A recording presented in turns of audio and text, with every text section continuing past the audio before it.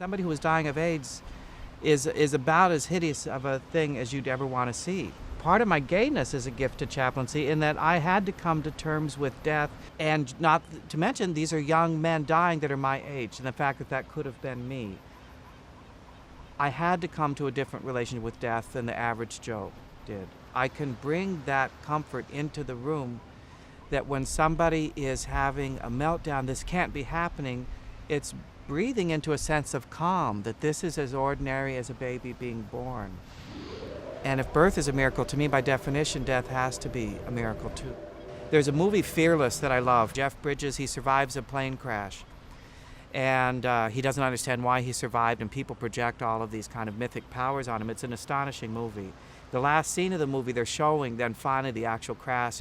Jeff Bridges says, there's a little boy up there, I'm gonna go up there and sit with him. He said, it's okay, it's okay. That to me is an essence of what I'd like my chaplaincy to be. I'm on a plane that's going down too. This body's gonna die. Can I hold the space of, it's okay. We don't know how this is gonna play out.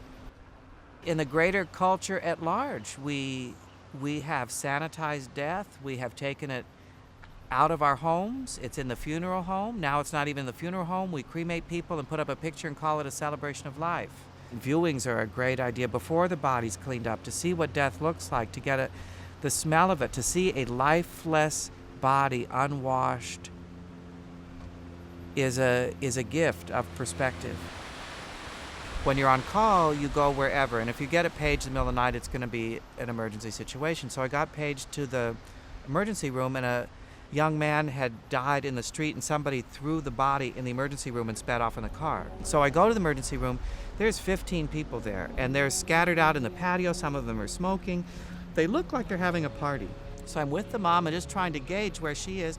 She's smoking and looking at the TV through the glass and say, is that 𝗪𝗲𝗀𝗀𝗀𝗀? She says, no, I can see. That isn't her line. And she puts out her cigarette. So when are we going to get to go see my boy, Chaplain? I said, well, I have to wait till they page me when they can get the body up to the viewing room. And so then the pager goes off, and I get the call to go up to the viewing room, and she's, now panic is starting to set in. And it's a very remote part of the hospital, and it's a long corridor. It's late on a Sunday night, nobody's there. We get finally to the room, and the body's a mess, obviously. And finally then the mood becomes somber, and the mom says, okay, Chaplain, I'd like to have a prayer now. There was a fellow who was very, very difficult. I did not like him. Very intellectual, but very argumentative. He was very proud of the fact that he didn't have any visitors at all. He had no friends or family. He had his own business, and he had a dog who scared the neighbors. And he got the horrible news, there's nothing more we can do. The very next day, the doctors came in and said, wait, we've got one more drug we can try. And I asked him, what will you do with more good time if you get it? And I had my expectation of what that answer should look like. And he said, I'd like to finish my invoicing. And he died. Part of my job is to see the light inside and just look into the light and talk to that. If they tell me they're a surfer, I'll create an imagery about surfing or motorcycle riding, or they like hiking, or whatever the thing is they like, to put them in that space that can remind them they're more than this experience in the hospital. This one lovely woman, she was probably in her late 30s, and keeping a journal, knowing that she was dying, and writing a journal to her 14-year-old daughter. And I said, oh, that is so beautiful. She says, it's not beautiful. She says, I'm just nagging her into the future. And I love that. There's a sense of witnessing the wonder of life in a similar way to watching Yosemite Falls in the spring.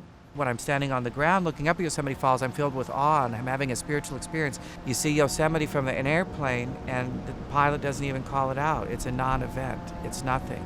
But I feel that sense of scale when I'm standing in front of a dead body.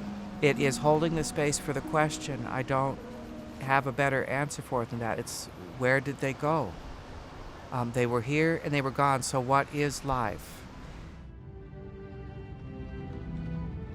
Everything's okay.